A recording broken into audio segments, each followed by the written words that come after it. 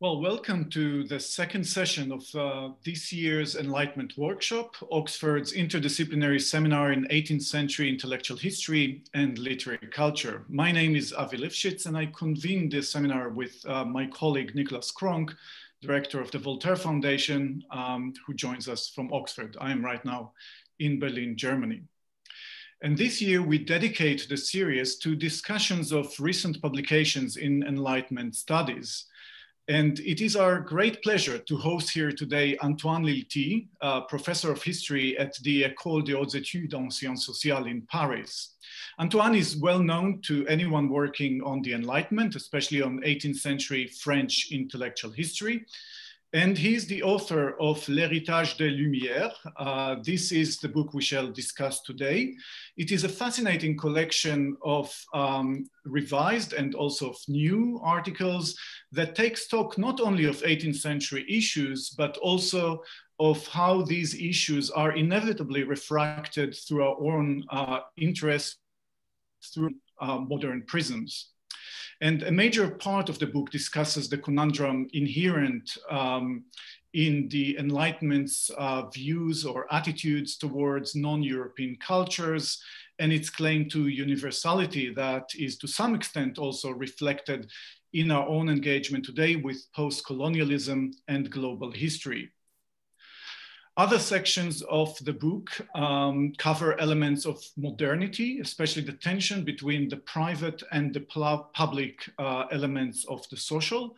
And the book also engages, the third part of the book engages with politics, or the ways in which supposedly engaged intellectuals actually published or positioned their own works.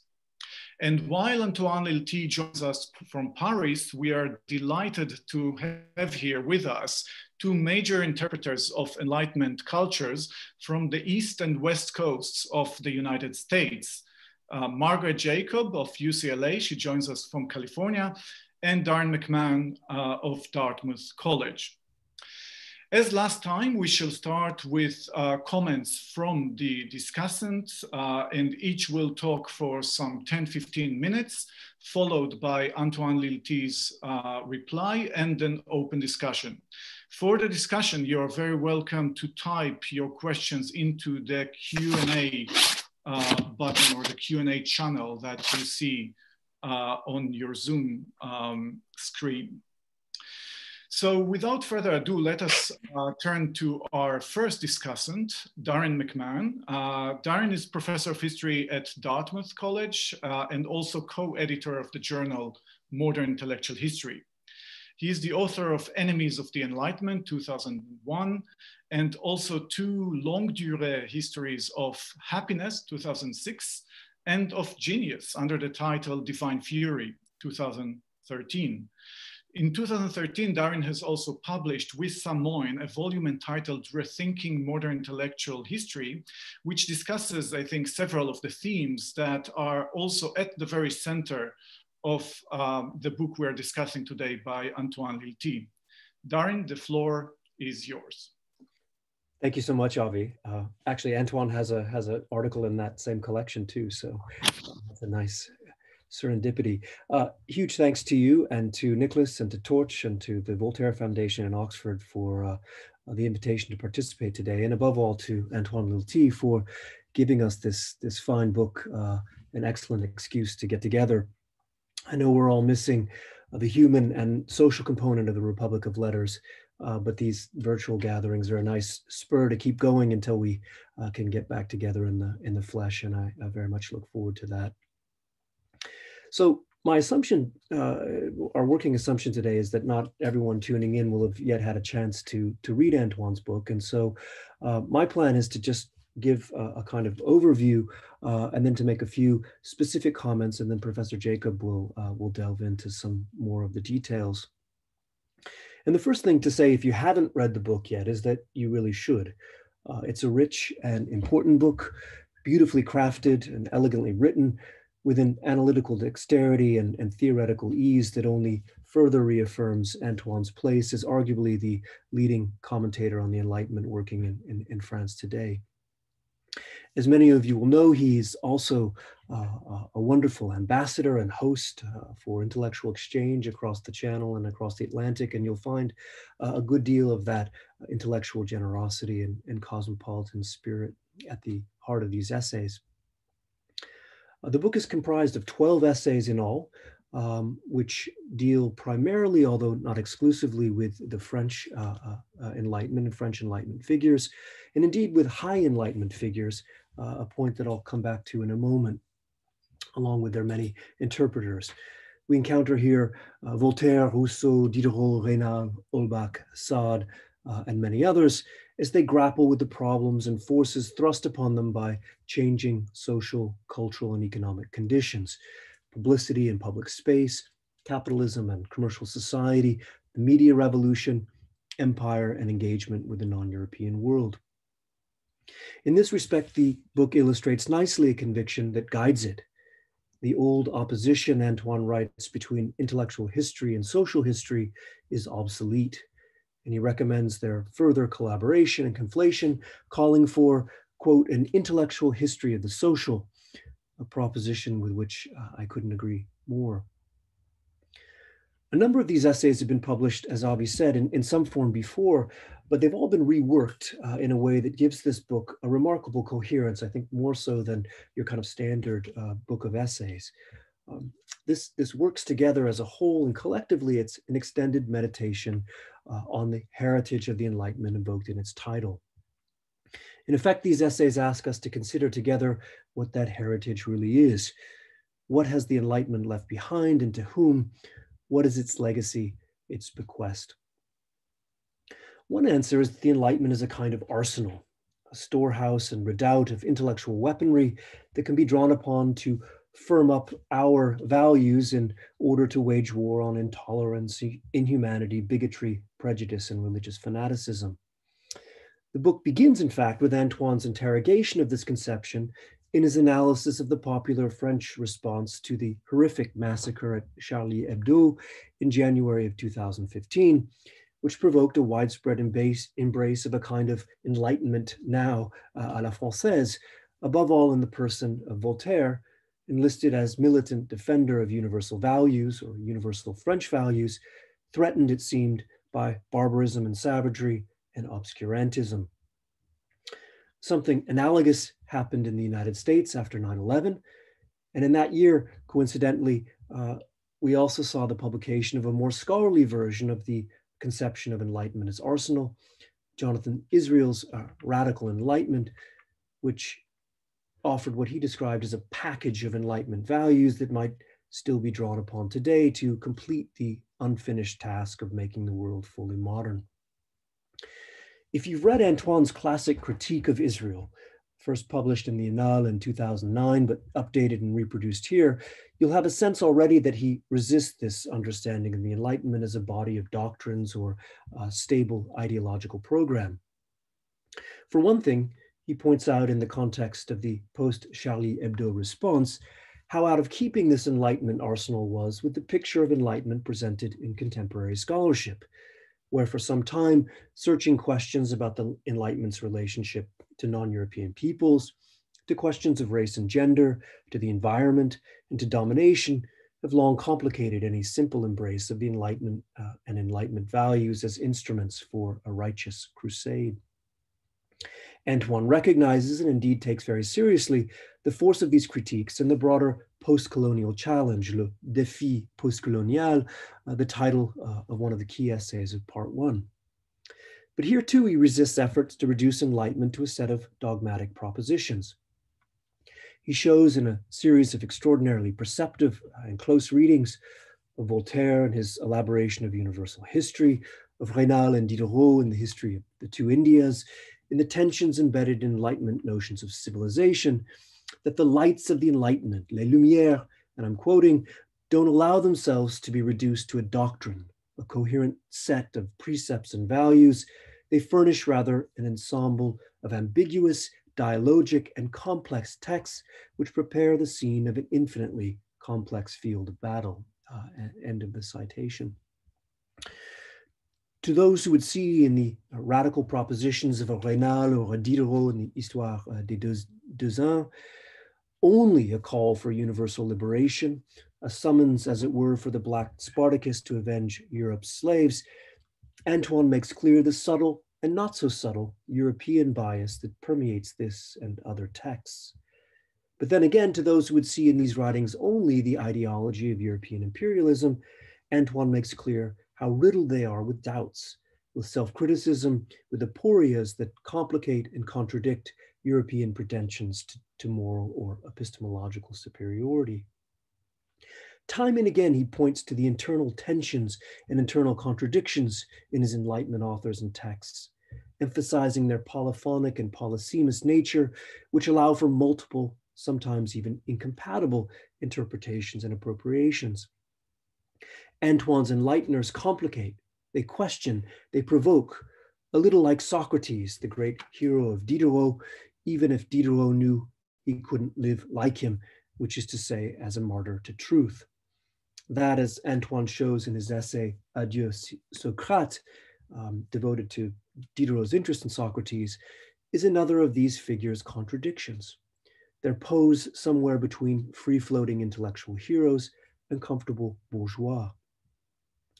The pose itself is less remarkable than the fact that they recognize and acknowledge it, that they think it out loud, registering their doubts, often with a good deal of irony and self-examination and disagreement among themselves.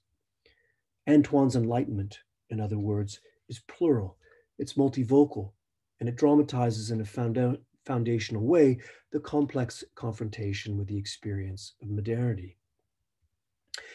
Antoine then refuses to succumb to the blackmail of Enlightenment, the chantage of having to be for or against the ensemble of its values. The term, of course, was Michel Foucault's, posed in his late essay, What is Enlightenment?, which is the subject of the last of the essays gathered in Antoine's volume. In a book of very fine essays, it is, in my view at least, the finest of them all, worth the price of admission in itself, and I recommend it to you as a really fine piece of reconstructive intellectual history, replete with some new archival revelations that make better sense of Foucault's late turn and ralliement to the Enlightenment than anything I know of. The sensitivity of the piece is due in part, I think, to the fact that Antoine identifies closely with it. His Enlightenment, with its critical and ambivalent attitude with regard to the present, with its sense that the present is historically determined and so contingent, and with its spur to carry out the triage and diagnostic of modernity, is very close to Foucault's own. Enlightenment, in his view, is not an ideology, it's an attitude, and modernity is not its consequence, but the object of its inquiry. And so the Enlightenment's heritage becomes one that is continually, quote, reformulated, redefined, and reactualized with regard to the present, a heritage that necessarily comes to us by way of a long series of reinterpretations, mistranslations, and redefinitions. The Enlightenment then is a spur to problematize modernity and a record of the initial debates and disagreements that did just that. That is its testament and its gift, and in this sense, it keeps on giving. Now, Antoine may want to put some more flesh on that, I suspect he will, but before he does so, let me just leave him with two broad questions. And my first would be, to what extent does this picture of the Enlightenment and its heritage really only make sense if we consider what is bequeathed by the High Enlightenment, in effect by the little flock of grands philosophes, the Rousseaus, the Diderots, the Voltaires, etc., who figure so centrally here. These are the authors who dominate the study, and Antoine shows them in all their plural complexity, reacting and responding to the forces of their time, reacting and responding to the social and cultural circumstances of the moment. They're self-critical and ironic, self-reflexive and multivalent, as the best authors often are. They pose questions and they pose doubts they disagree with and among themselves. And yet in emphasizing their uncertainties, their hesitations, their disagreement, we lose a bit, I think, of what Peter Gay famously called the philosophe's recovery of nerve and the confidence even the dogmatic certainty that could at times go with it. A certainty, on occasion an arrogance, that was felt by those who didn't occupy the commanding heights of 18th century culture. And still less do we find self-criticism and complication, plurality and multivalence as we move down and out from those who dominated the talk at the salon. Robert Dartmouth famously argued that the principle that governed much of the low Enlightenment literature of Grub Street was one of, quote, radical simplification, which closed off debate and polarized views, forcing the public to take sides and see issues as absolutes, either or, black or white, them or us. That's a very different attitude and a different heritage than the one that one finds here, which raises a related and final point. Michel Foucault's primary example of the Enlightenment mind in engagement with modernity was, of course, less Immanuel Kant than Charles Baudelaire, an admirer of the polysemous possibilities of hashish and the prose of Joseph de Maistre, among other things. Now, I don't have anything against either of those indulgences, and yet still, Baudelaire is an odd exemplar, it would seem, of the enlightened philosophe who lights our way with a torch. My point in question is this: if the Enlightenment is really just an attitude vis-a-vis modernity, what gives the 18th century any special purpose on our regard, other than the fact that it happened to come first, depending, that is, on how you define modernity? I wouldn't repeat this to the deans because we 18th have dined out nicely for some time now on the Enlightenment's alleged primacy as the cradle of modernity. But does it really deserve that place? Or are we simply recycling its own foundational narratives and myths by granting it? Michelet and Burckhardt saw the Renaissance as modernity's privileged place. Troeltsch and Weber, the Reformation. Perhaps in the 20th century, we ought to be looking somewhere else, to other painters of modern life, but don't, as I say, tell that to the deans. Thank you, Antoine.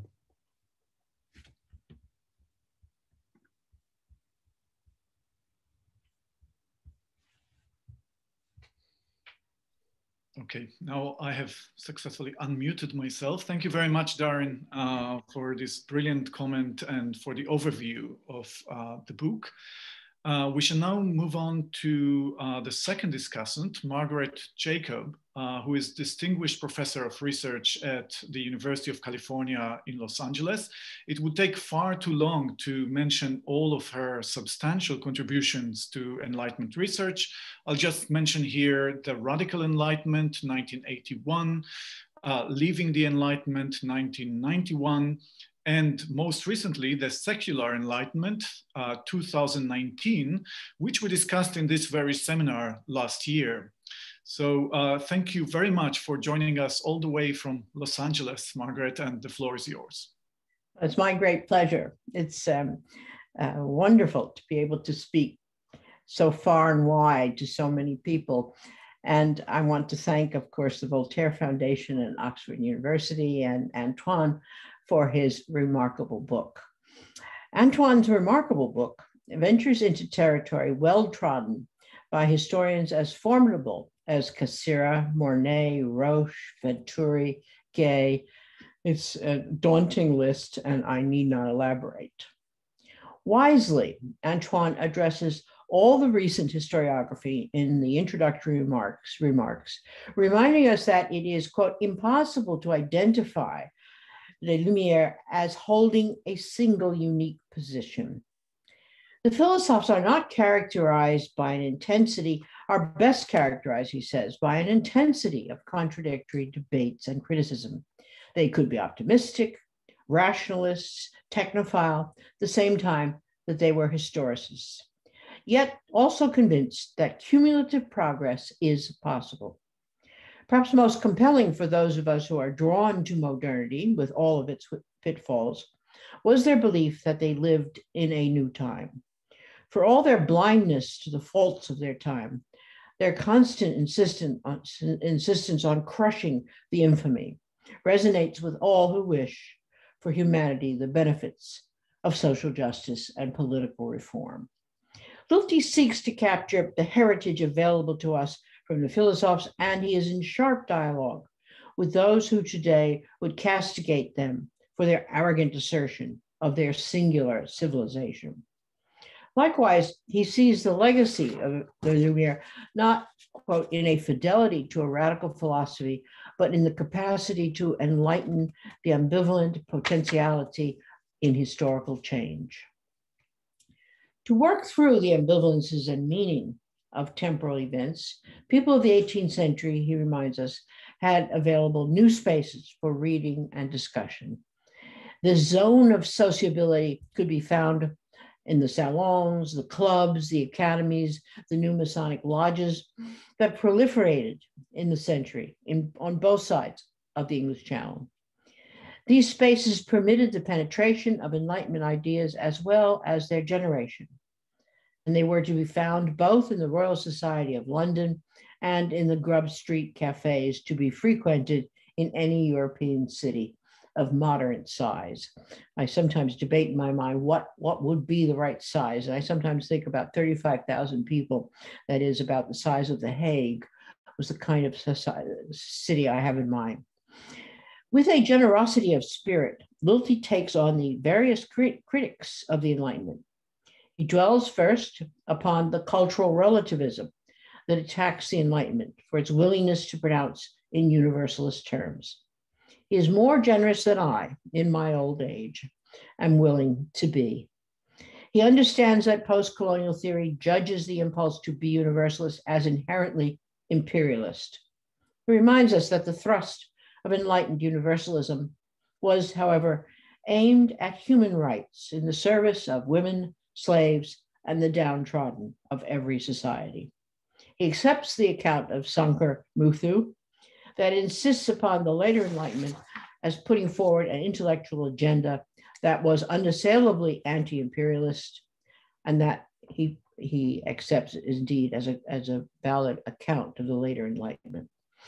Lilti does not dwell upon the racial bias of Hume or the insensitivity of the early Kant, nor would he, I suspect, deny the existence of those failings.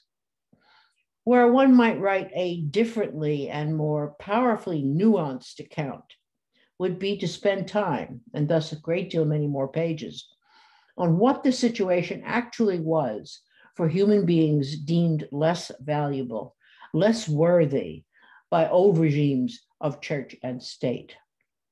Part of what makes it difficult to explain the force of the values being articulated by leading philosophers like Voltaire or Helvetius is our inability to recapture the feel of the old order.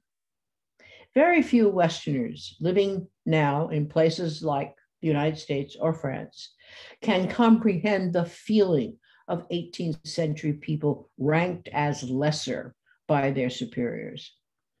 Perhaps only people belonging to racial minorities in either place today can begin to approach the emotions, the self-loathing, as well as the rage that being lesser and inferior imposes. Birth, religion, speech, manners, dress, smell, literacy encoded one's worth, even one's eternal salvation. Finally, to condemn the philosophers for being Eurocentric always seems to me a tautology. They were Europeans. In what framework would we have wanted them to think? It would be worth remembering, as Antoine tells us, that in the early 19th century, when ideas we associate with the philosophers, but not derived from them, were beginning to appear in China, Japan, Korea, the restored church and monarchy in France removed them from the French educational curriculum wherever they could be found. Perhaps Lilti best summarizes the verdict we can pronounce about the universalism of the philosophers in saying it is both indispensable and yet at times misfitted to the needs of the globalized world. Rightly, he spotlights the remarkable survey of all the religions of the world. The ceremonies and religious customs of all the peoples of the world began to appear in 1723. This was presented by Jean-Frédéric Bernard and Bernard Picard. Its texts and images were undertaken to relativize religious beliefs and customs. Their undertaking was possible, I believe, because as Picard's father-in-law, writing in Dutch, described him to a close friend, the young, recently arrived Parisian was a man of geen religie, of no religion. Decades later, the Abbé Raynal and Diderot, also with a slim grasp on Christianity, writing in the philosophical history of the two Indies, examined the extraordinary power of European commerce and the extraordinary cruelty of Europeans. Antoine's treatment of the text is nuanced and careful, among the best sections of this magisterial account of the Enlightenment. We should pause to mention how extraordinary were the French and Scottish philosophes, among others, to see the world historical meaning of European trade and how it would alter history forever. The ambivalence of enlightened universalism should not obscure our realization that the peoples of the world, their beliefs and customs, aroused in the philosophers an ethnographic curiosity that laid the foundations in the next century for the discipline of anthropology, as well as for the proclamation of the rights of man. In a lengthy appreciation of the work of Voltaire, Lilti alerts us to his attempt to enter into the sophistication of Eastern civilizations, thus opening up the world to a European gaze could sometimes produce remarkable insights. What were the steps by which an early modern European mind opened itself to the other?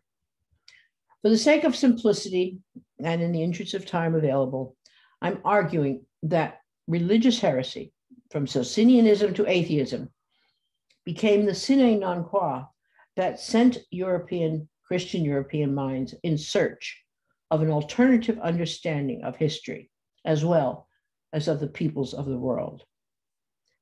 That is to vastly simplify, of course, but I see no other common factor that permitted the search to comprehend vast differences. Protestants and Catholics had waged polemical assaults for 2 centuries. Christians and Jews had been at one another's throats for even longer. And all were convinced that Islam and the Prophet Muhammad were outside what civilized people could find acceptable. In the middle of the 17th century, the refusal to accept difference began to change. Many elements went into the change. The impact of foreign discoveries, none being more important than the peoples of the New World, the proliferation of money and goods, and not least the expansion of space and time made possible by the new science and the new technology that provided more accurate timepieces, of which the personal watch was by far the most important. Many certainties were shaken, but none more severely than the Christian understanding of time and space. In the East, in Eastern Europe, the encounter with Islam created the Socinian alternative that rendered Jesus into a holy man, but not a divine one. By far the most extreme and anti-Christian heresy visible by the 1650s arose from the conceptual ability to reduce matter into spirit, God into nature, while allowing for order, movement, and change in a self-regulated universe governed by knowable laws of motion.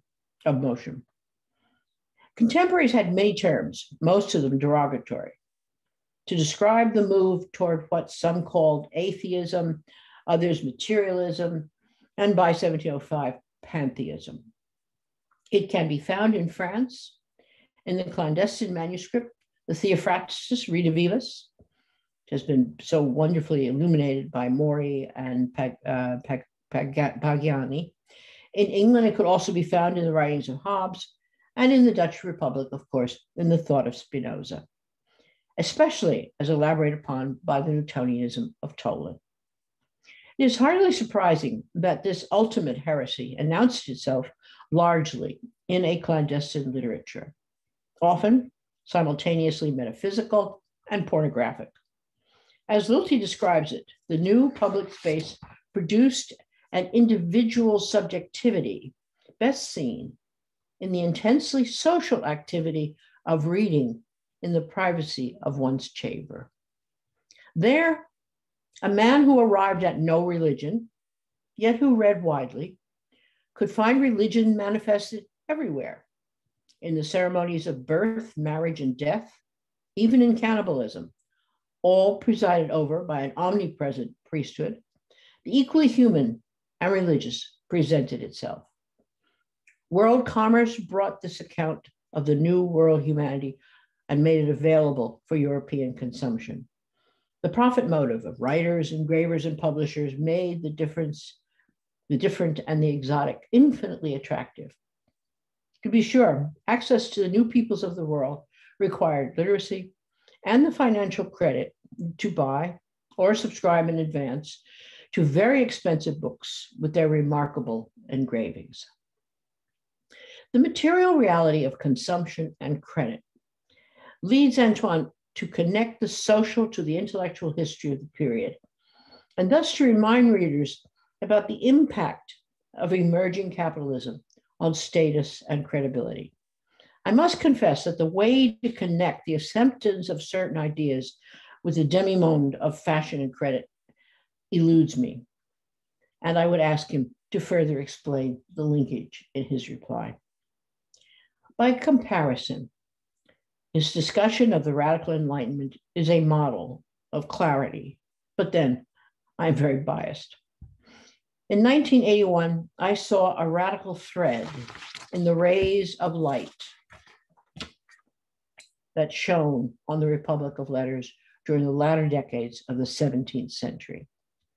Its sources, found largely in England and the Dutch Republic, were as diverse as Spinoza, but also just as important, the republicanism made vital during the mid-17th century revolution against Charles I, and after 1687, the Newtonian legacy as elaborated upon by pantheists such as Ptolemy. All were aware of the naturalism to be found in the Renaissance sources such as Bruno, Campanella, and Vanini. Into this mix of heresy and political turmoil, further enhanced and resolved by the revolution of 1688-89, into this came a small army of Huguenot refugees, to be seen after 1685 in London, Amsterdam, The Hague, Berlin, elsewhere in Protestant Europe. They were bitter and eager to wreak revenge on the French church and monarch. Once associated with English Republicans and freethinkers, these French journalists and book people, like Picard, occupied themselves with anti-French propaganda and fraternizing that gave currency to British forms of association, of which Freemasonry is the most famous and important. As Lilti explains, Jonathan Israel will have nothing in this account, except, of course, the influence of Spinoza. Incorrectly, he ascribes democratic thought to him and his many followers, who, like D'Holbach, excluded women from their version of the polity. To imagine D'Holbach and his coterie as democratic is to ignore his writings on reformed monarchy. Antoine begins his exploration of the Enlightenment by invoking the memory of the murdered journalists of Charlie Hebdo, and ends with the reminder that we must resume the fight against the infamy. He is convinced of the relevance of the philosophes to our time and of their critical spirit that serves to problematize modernity, not to justify it. Who could fail to be inspired by his lucidity and erudition, and thus to follow his example in gratitude for the achievements of his superb historical contribution? Thank you.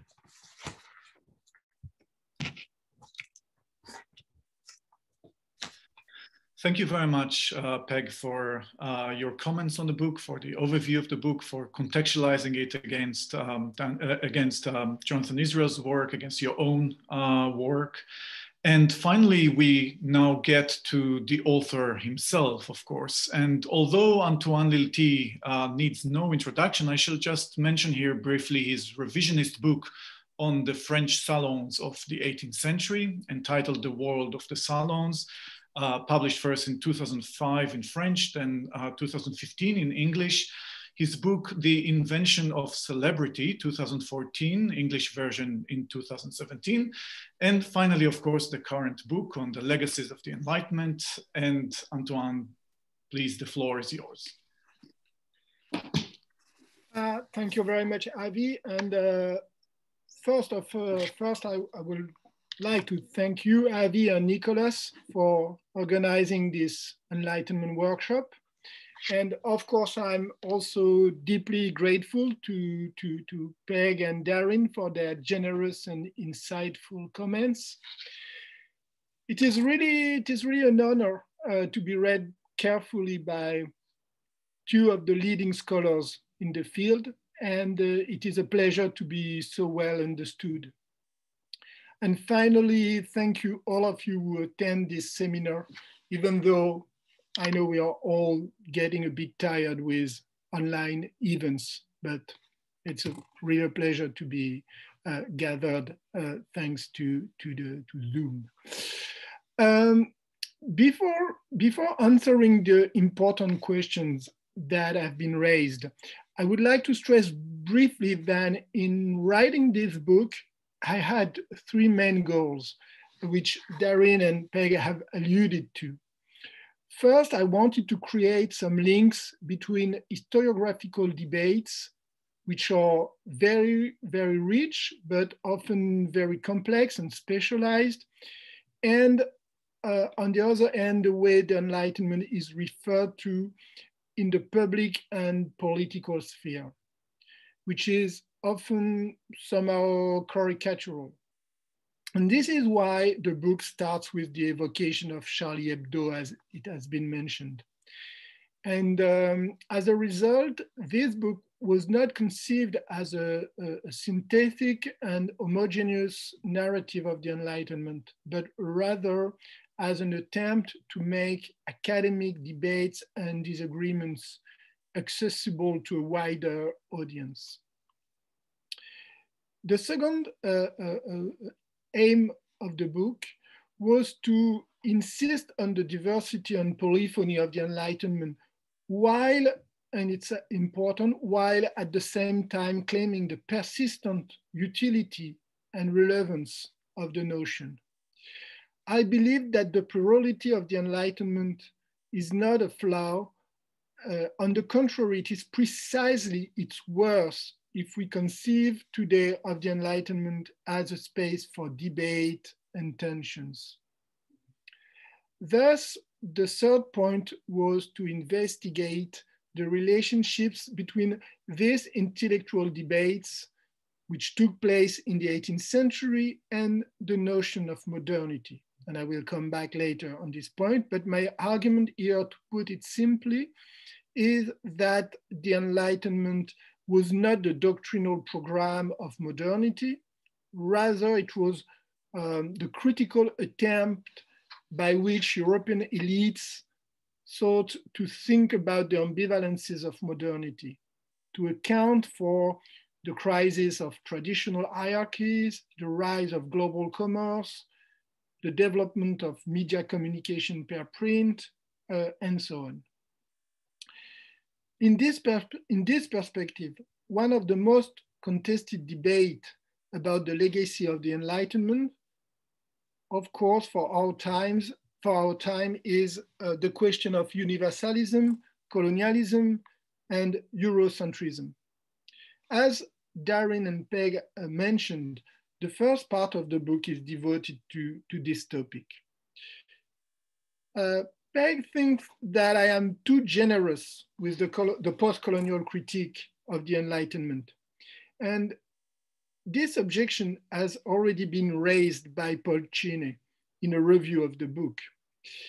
I perfectly understand that one can be annoyed by some exaggerations or excessive critiques against the Enlightenment.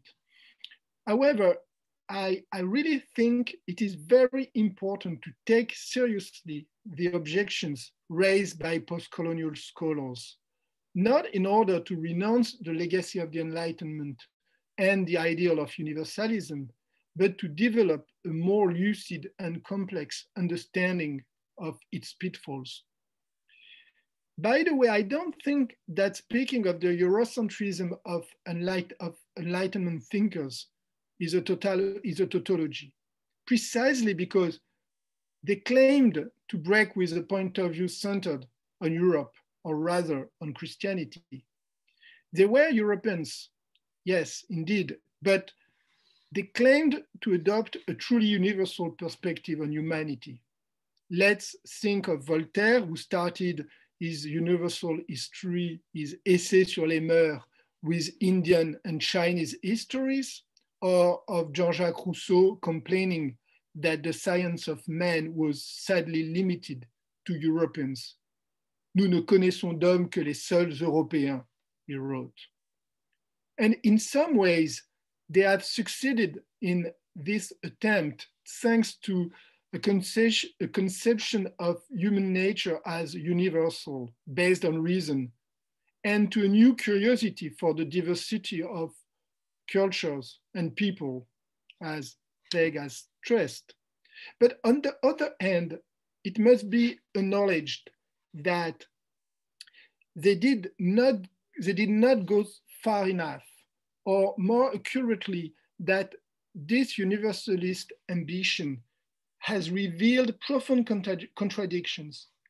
First, because the naturalist vision of man has also led to the development of racial and gender classifications and hierarchies. Let's think, for example, to Voltaire polygenism.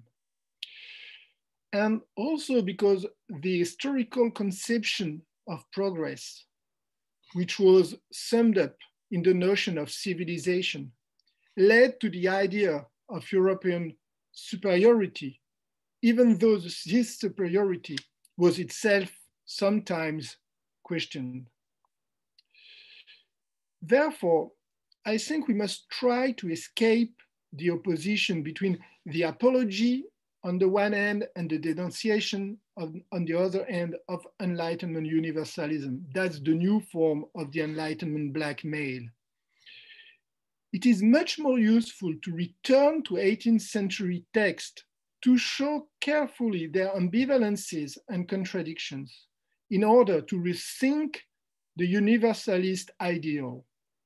What we need today is no longer overhang universalism, universalisme de surplomb, as it has been called by the philosopher Suleiman Bashirdian, and I'm not sure about the translation, overhang universalism, but in French, it's universalisme de surplomb. But we need a new universalism, open to the diversity of human experiences. And I believe that Enlightenment debates can give us some clues if we accept to read them with critical minds. A different question has been raised by Darrin, who asked what would have been changed if I had focused on less famous writers. This is an excellent question, of course. It is true that in this book, I have decided to focus mainly on well-known philosophers, certainly because I wanted to engage in a debate with intellectual historians and historians of philosophy. Even though I mentioned some less studied writers. In fact, I'm very interested with other writers, especially these polemists who wrote pamphlets and journals in the last decades of the old regime. Robert Darnton famously labeled them as Rousseau du Ruisseau. And I think it is very reductive. I believe that their task was not only that of a radical simplification, but rather they had a different way of conceiving of public engagement. A young German scholar Christophe Strebe has recently defended a brilliant dissertation on these publicists, as he called them, such as Linguet, Brissot, or De Gouges, who addressed the public vehemently to provoke strong emotions and reactions in their readers and to arouse public scandals with polemical writings. And this leads us to another question that is very important in my book, which is the very ambivalent attitude of the philosopher towards the public. I have no time to address it now, but maybe we can come back to this topic in the discussion, in the general discussion. Let me now move on to the vexed question of modernity. First, I have to address Peg's perplexity about the chapter on credit. I have to make it clear that my considerations on this topic are based on my reading of Clark Houston's important book entitled Credit, Fashion, Sex. On a methodological level, I think it is very important to enlarge the corpus of the text we study. What I call intellectual history of the social, try to understand how important words such as credit, for example, circulated between theoretical treatises in political economy, for example, and daily life documents. What is at stake here more concretely is the fact that the Enlightenment debates, for example, the question of personal reputation or equal dignity, are not separable from the consumer revolution. The social value of individuals and their capacity for action no longer depended on their place in an orderly society, but on their capacity to buy, to follow fashion, to imitate others, to be aware of the last news. I think that some of the most interesting works which try to connect the intellectual and social history of the Enlightenment lie in this perspective. For example, I am thinking both of Bill Sewell's forthcoming book on capitalism and the emergence of civic equality, and Sophia Rosenfeld's work on freedom of choice, which emphasizes the links between political choice and the new forms of consumption. Finally, I come to another aspect of the relationship between the Enlightenment and modernity, with Darrin's question about Michel Foucault. Darrin, I'm very pleased that you appreciated this chapter because I think it is representative of the work I wish to carry out in the coming years in order to better understand how the legacy of the Enlightenment was sought out, discussed, criticized, and reframed during the 20th century. And that is a point we are very often already discussed together. For a long time, Foucault was seen as a critic of the Enlightenment, and his reversal in the early 1980s came as a surprise. Foucault defined the Enlightenment as an attitude of modernity. In some respects, as Darrin has remarked, I appreciate the fact that Foucault moved away from defining the Enlightenment in ideological terms and focused instead on its critical relationship to the present. However, I think Foucault's interpretation also presents several major flaws. Foucault moves quickly, as you mentioned, from Kant to Baudelaire. Therefore, his definition of modernity is essentially aesthetic. It is neither sociological nor properly historical in the sense that it is a pure relationship to the present, without any long-term understanding of historical transformations. And above all, what tends to disappear in Foucault's analysis is the collective and militant dimension of the Enlightenment, the fight for emancipation through knowledge, what Condorcet, for example, called La propagation des Lumières, by which the philosophers aimed at improving the existence of humankind. In Foucault's text, the collective dimension of the Enlightenment has no real content. The Enlightenment is an individual ethos, a personal decision, somehow more ethical than political. If we want to understand the relationship between the Enlightenment and modernity, we would do better to reintroduce this dimension of a collective fight for knowledge against prejudice. For 18th century thinkers, the principal task was not only to develop a personal and subjective attitude toward truth, as in Foucault's conception of the ethos of modernity, but also to encourage the diffusion of useful truths and to transform the multitude in an enlightened public. So to answer Darrin's question, I think we shouldn't reduce the Enlightenment to an attitude, and thus we can reassure the deans. There is something very important and precious that happened in the 18th century. The ideal of individual emancipation through reason, which entailed a collective commitment to the public diffusion of knowledge. And to conclude, I will stress that in order to capture the Enlightenment legacy, we have to be aware of this twofold dimension of the Enlightenment. Of course, Enlightenment writers were committed to fighting against what they called superstition, fanatism, and prejudices. Yet, the most interesting part, in my view, of their writings for us today was their attempt to understand the contradictions in their own position, in the new cultural and sociological context that was unfolding before their eyes. They were not only critical of tradition, but also of modernity itself.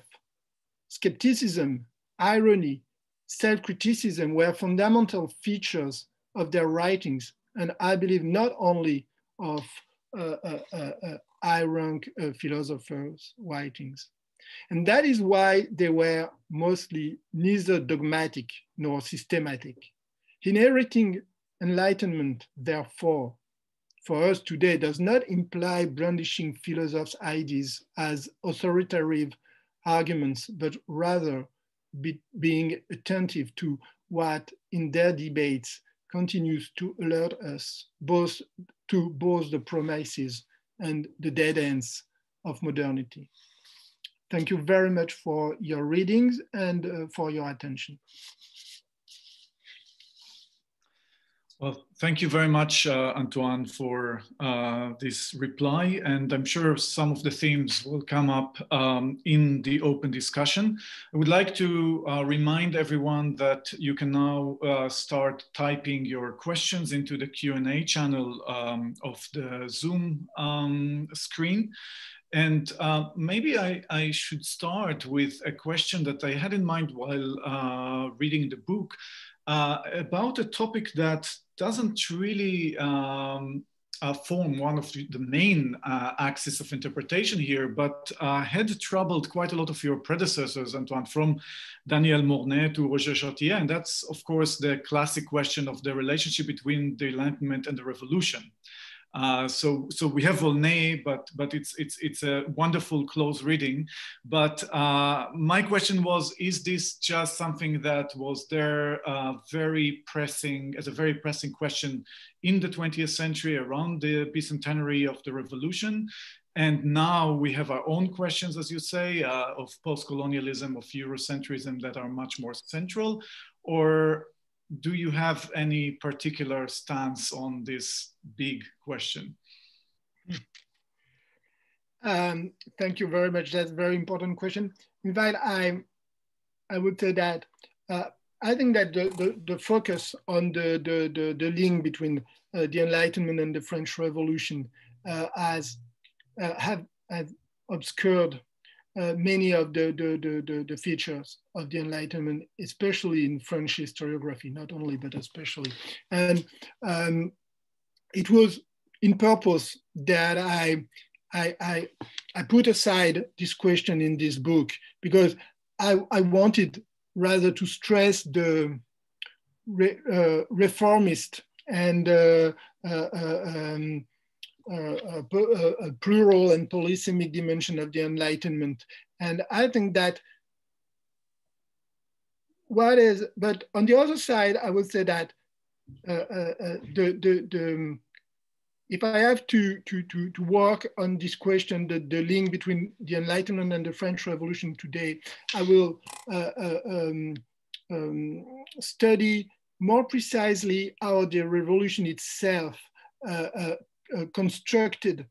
fashioned the Enlightenment as a coherent ideological task. And there is this very famous provocative stance by Roger Chartier, who said, it's a very famous, everybody quote this sentence, for everybody, it's not the Enlightenment who is the cause of the revolution, but the revolution who fashioned the Enlightenment, but with the cause of the Enlightenment. But in fact, I think there's not a lot of scholarship on this question, the way, of course, there is the Voltaire and Rousseau going to the Pantheon, but besides this big question, there's not a lot of works on how the revolution has constructed, has inherited and constructed the Enlightenment as a whole. So that's what is, in my view, on the work for the coming years. Okay, we look forward to seeing that. Let's start to go through some of the questions in the Q&A channel. There is a very interesting question about methodology. So how does your approach of an intellectual history of the social differ from or share similarities with Koselleck's approach in Begriffsgeschichte and social history? I think you mentioned Koselleck here and there. But do you have any sort of methodological line to take on that? I would say that, of course, I'm indebted to Koselleck's approach. As far as I know it, Koselleck's approach, Begriffsgeschichte, the corpus of text is studied by Begriffsgeschichte is traditional intellectual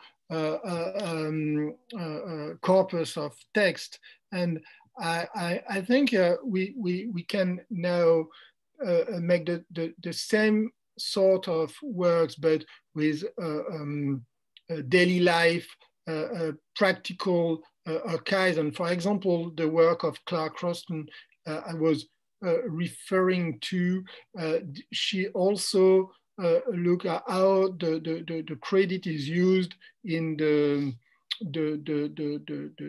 practical conditions of craft work in 18th century Paris and in the archives. And so it's a way of enlarging the corpus of text, but I think it has, if you do that, you have a different point of view on the concept, because it's no longer philosophical concepts or even historical concepts. Mm-hmm. Mm-hmm. Okay, I'll just mention here that our discussants are welcome to come in on any topic if you feel you have something to contribute or to, Peg, please. Let me see if I understand your argument, Antoine. Are you arguing that credit and capitalism in general has a trajectory that is inherently democratic, that it perforce undercuts the structure of hierarchy, the structure of how you identify who's who, in a traditional society. And if you're arguing that, I could say, yes, that I think is true. But it does not in and of itself enable us to understand where the incredibly rich vocabulary of the philosophe, which encompassed all manner of the human condition, how that then gets reflected and refined because of capital or because of the world of credit. I don't see the interconnection, if I'm being clear. I would say that, thank you, Pei. I would say that the question is not to be so general that to say that, capitalism and, well, democratic tendencies. It's much more about the question of the personal reputations, for example, and social values of the individuals. And what is very interesting with the credit is it's the fact that it's not only an economic notion, it's both political and economic. So it is the power then one has to make people act in his behalf, thanks to his position. But traditionally, in the traditional concept of credit, this power to this agency was connected to a position in the court society. The credit, it was the fact of being well positioned in hierarchy, in an ordered and court society. But with the consumer and credit revolution, this power was much more indebted to the position, the reputation, the market of individual reputation in a world where quite anybody can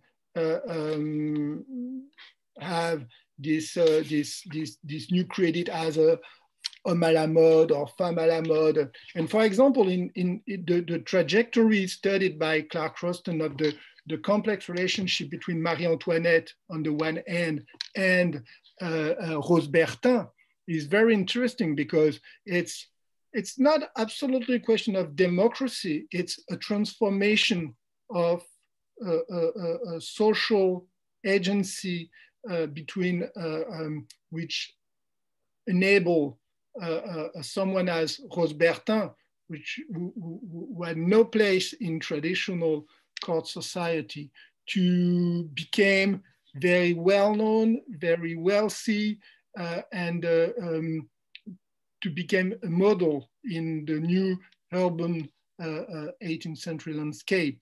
And to answer your question, I think that new situation had a lot of consequences on how the philosophers and intellectuals reframed their conception of social dignity and social and civic equality.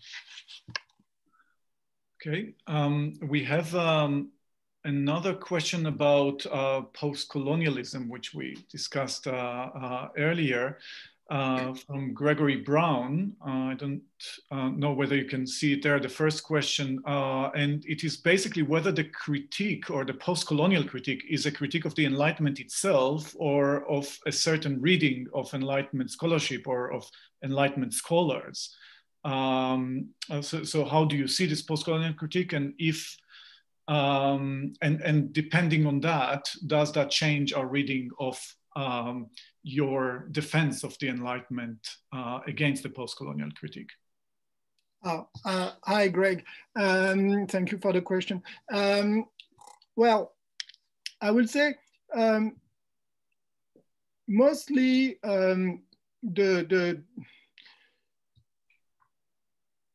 post-colonial critique of the Enlightenment is a critique of, well, not really Enlightenment text or Enlightenment authors per se, but, well, a sort of idea of the Enlightenment as it has been constructed in Enlightenment, in a European thought. And so it's when the post-colonial thinkers, mostly when they talk about Enlightenment, in fact, they have in mind, well, European rationality, the theory of modernity, sometimes even the theory of modernization. That is something quite different. So in this respect, it's very easy to oppose 18th century text to the post-colonial critique, and especially to show that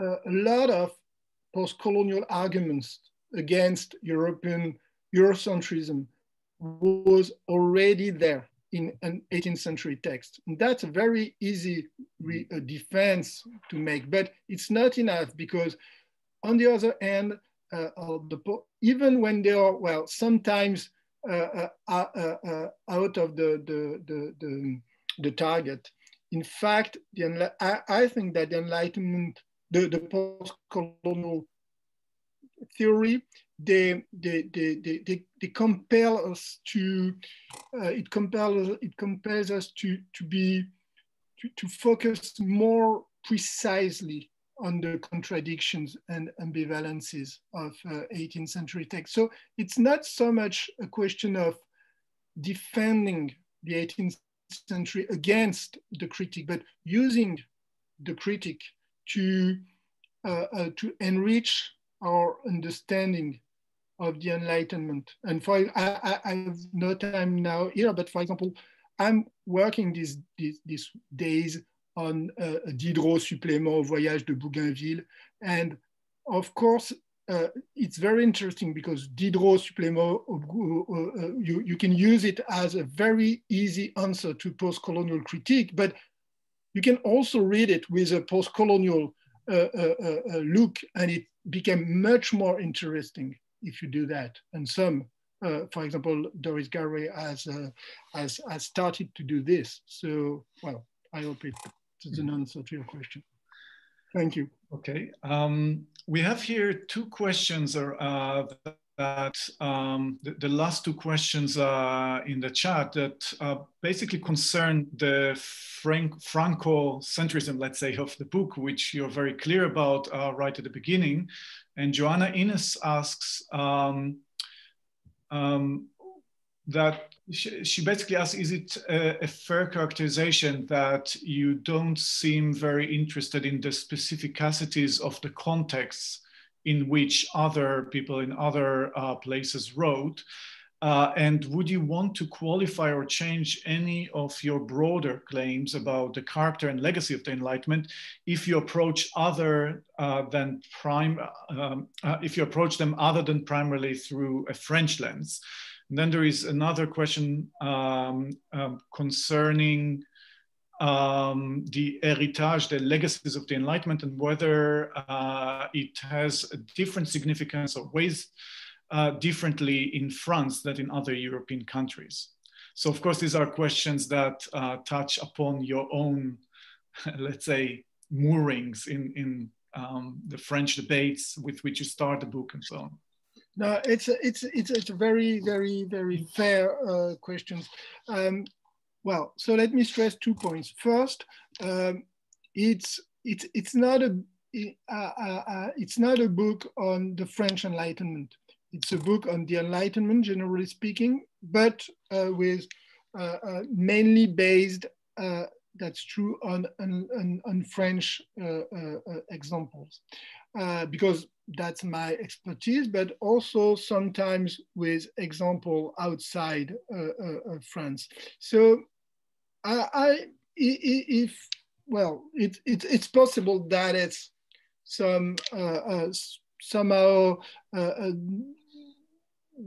difficult to see how far my the general statements I make in the book are really general or especially good for the French Enlightenment, the French situation. So I totally accept this objection. I think it's a very fair one. The second point is the fact that, well, I do not overlook the geographical or national differences inside Europe between different settings, but I know that they exist, but I resist the current or the recent trends in in scholarship which emphasized these differences, and in my opinion, the emphasis was too much. I think that the Enlightenment was a European debate with the main differences were inside each country and inside Europe. So I think it's very risky to say that there is a German Enlightenment, a French Enlightenment, a Scottish Enlightenment, an English Enlightenment. I resist this tendency. I prefer to see transnational debates and with specificities that can be national, can be regional, then can be linked to some specific settings. So I will be very, very cautious not to emphasize too strongly the regional or national specificities in the Enlightenment. Mm-hmm. Yes, I see Peg wants to come in. Yes. Yes, sir. I want to agree with Antoine. I think he's absolutely right. The notion that the Enlightenment can be, as it were, reduced to its national context, I don't think it works. I mean, let me take for a simple example, Amsterdam in the late 1780s, the leading Masonic lodge, where visitors came. Well, there was Jean-Paul Marat, then there were two fellows from Philadelphia, then there was somebody else from Boston, then there was someone else from London. They're all speaking in French because that's the other thing that makes the French Enlightenment so powerful in terms of the 18th century, because French was a lingua franca. But the point is they're all in conversation and they could speak to one another precisely because they were thinking about similar kinds of issues. In this case, the issue on the table happened to be the meaning of the American Revolution. So I think Antoine is absolutely right to pull us back from this notion that the Enlightenment has to be seen in its national context primarily. Mm-hmm. Yes, thank you very much. I think, also from my own work on Berlin, it's quite clear this is a very French-speaking city, and everyone talks about Voltaire spending 3 years here, but of course D'Alembert was here visiting Mirabeau and many others, and you have the Huguenots who are, of course, Amsterdam as well, and so on, and they function as well as sort of cultural mediators in the 18th century. Speaking on this topic, we have a question from another colleague who has resisted the temptation to fragment the Enlightenment, John Robertson, who asks about modernity, Antoine, and he asks whether, given your commitment to the relation of Enlightenment to modernity, there is also a danger that your continued study of Enlightenment will be hostage to the persisting valence or normative valence of the concept of modernity, because they were not always joined in the historiography. And are you confident that they will be for the foreseeable future? Thank you, and hello, John. It's a discussion we have from web seminar to web seminar, so thank you. I'm pretty confident with this because I think that I would say that the main part of the what we call the actualité des Lumières, the fact that the Enlightenment is such an important question today is due to what we can call the crisis of modernity. The modernity as a democratic project based on individual autonomy, the modernity as industrial, economic and industrial project based on economic growth, and a modernity based on the question of secularization. And these three elements are now at the center of the main questions and remise en cause in the countries which have been the center of the Enlightenment's legacy. So I think that because of this question, because of the nowadays crisis of the modern values, it's specifically important to study how the Enlightenment and the question of modernity have been intertwined in I don't know if the word is correct, but intertwined in in the historiography. And when I say in the historiography, I want to stress that what I am interested in is the fact that, and this is a specific feature of Enlightenment legacy, is the fact that scholarship and public debates or intellectual and political debates are quite often linked, and it's very difficult to separate one from another. And for example, if you take Foucault, you can study it on the as a scholar, of course, as a philosopher, and in the history of French or international thought, but his evolution on the question of Enlightenment and the question of modernity was deeply linked to the political debate at the beginning of the 1980s in France with the coming of the Socialist Party at with François Mitterrand, but also the more broad intellectual debate about postmodernity. And it was the moment where Foucault reframed the question of the Enlightenment with in the perspective of the attitude of modernity.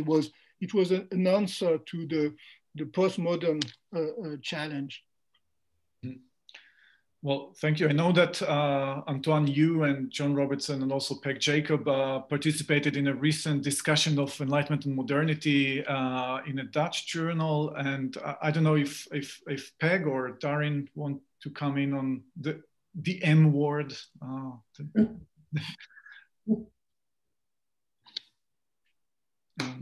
Well, you know, the only thing I might add is I'm just looking at the questions here, and Vanessa de Senarcienne asks what is specific about the relationship between Enlightenment and the heritage of the Enlightenment in France. And of course, what's specific is the revolution, and precisely the kind of fusing, false or not, between Enlightenment and revolution. So I'm glad Antoine called attention to the sort of paucity of work on the construction of the Enlightenment in the revolution. I think I totally agree with him. I think this is really important work to be done. And I think it may well be clarifying. And in a sense, what I was trying to get at with my question about if we don't just look at the high Enlightenment, but we look at sort of other figures who are receiving the Enlightenment, it becomes less plural and it becomes less full of kind of self-doubt. And I think that one has to ask the question about the reception of Enlightenment with people who don't have any doubts at all during the revolution and don't have any doubts at all imposing enlightened values on others. I'm thinking here of, you know, the Jean-François Larp's famous Le fanatisme dans la langue révolutionnaire, Larp being, of course, a philosopher himself who, has a change of heart in a Jacobin prison, but writes, I think, what is actually a really interesting essay inquiring whether or not this kind of branding of religion as fanaticism which is a central Enlightenment trope, has any consequences in the revolution. He believes that it does. And so I think that's a kind of interesting line of inquiry, which is to take up a question that Dale Van Clay posed, you know, a while back, that if we there's all this work on Christian Enlightenment, but then how do you explain militant de-Christianization during the revolution? And if the Enlightenment was simply a kind of plural, you know, conversation, then, well, what do we make of its reception in the revolution? I think that, you know, work could be interesting and clarifying, and that then ties, of course, to the modernity question. Anyway, Peg, would you like to say anything on that? Well, the debate that you're referring to in publication, my contribution to it was very polemical, but it was also very much within an American and COVID context, in the sense that I was saying that if you want to attack the Enlightenment and modernity, you have a problem if you're doing that in a plague year.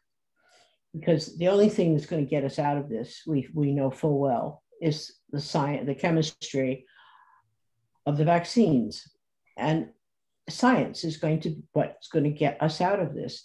And science is, sine non qua, one of the bases of the Enlightenment and modernity. So all of this thrashing about and saying, well, it's all the problem is with modernity, the problems with the Enlightenment, et cetera. Asked in this particular year, in this particular context, I don't think it takes you very far. Okay, it's interestingly linked to a question we just received from Marian Hobson about trying to take us away from the geo-regional distinctions within the Enlightenment and back, let's say, to Robert Darnton's high and low distinction or social distinctions within the Enlightenment, asking whether there was some kind of a law equivalent of skepticism. And she's asking that in relation to attitudes to COVID and the attack of the Capitol, that, let's say, skepticism could be, I suppose, adopted by not only by, let's say, Enlightenment enhancing figures, but also by, let's say, the counter-Enlightenment or the kind of figures that Darrin has written about. May I say a word? I think it's a very important point. In the book, there is a chapter on the question how it is possible to enlighten the public, but also the people. So I want to stress I think that what is for us today the more interesting part in the conception of the public in the Enlightenment was not the certitude that science and knowledge will going to improve the world, but the doubts about the capacity to convince all the social categories, and especially the reflection on the transformation of communication. That if you read what the philosopher wrote about, for example, the newspapers, they were really convinced that the books were great because books were for elite public, for educated people, then they can think about the questions. But newspapers were bad because newspapers were written by average people. We don't know, nobody knew who were reading the newspapers, and they were so critical about the newspaper. When you read this text, you have the feeling that they're writing about social medias now. You know, the fact that, and it's not just a joke for the fun of anachronism. It's, you know, a sort of moral panic of intellectuals and elites in front of the diffusion of, as you say, rumor and fake news, and especially because at the end of the 18th century, a central word was charlatan, the fear of charlatan. These people, these fake outclassers, who use the new freedom of the public of the press to sell false truths to the public. And this is, I think it's very interesting to think about these questions. Yeah, absolutely. I mean, also the question of control and editorship, of course, that in both cases is lost by the former elites or the controllers of the traditional media. Okay, I can see that we are starting to lose some members of the audience, and it is already 6:30 in the UK. So I think we should start to draw to a close.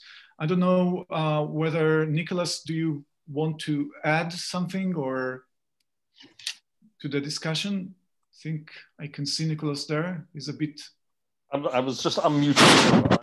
No, I think it's been a fantastic discussion. I think I want to say thank you very much to Antoine and to Peg and to Darrin. It's a really wonderful debate.